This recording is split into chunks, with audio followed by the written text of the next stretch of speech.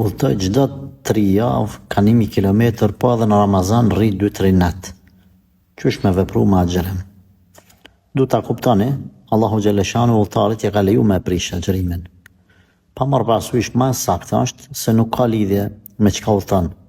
A me deve, a në kam, a me aeroplan, a me makinë. S'ka lidhje. Përderisa është udhëtim 1000 kilometër në këtë rast, ki drejt me prish.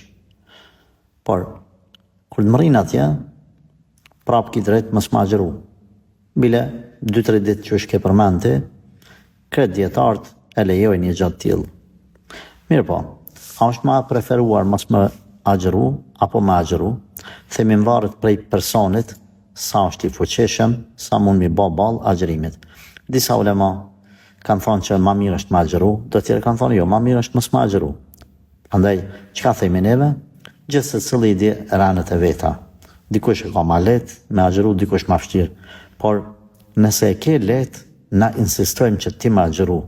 Apo këshilloj ma mirë për themi.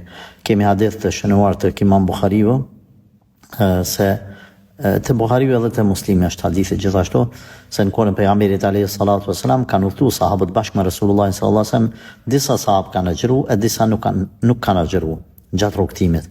Pejgamberi sallallahu alaihi wasallam i ka pa të dy palët edhe nuk e ka kritikuar asnjërin palë. I ka leju gjithë secili sipas mundësive të veta. Thot transmetuesi apo sahabiu, asnjërin nuk e kritikonim tjetrin pse pa agjëron apo pse s'pa agjëron. Edhe pse ditët e Ramazanit janë vërtet të vlefshme, por është e lejuar edhe e arsyeshme nëse prishet.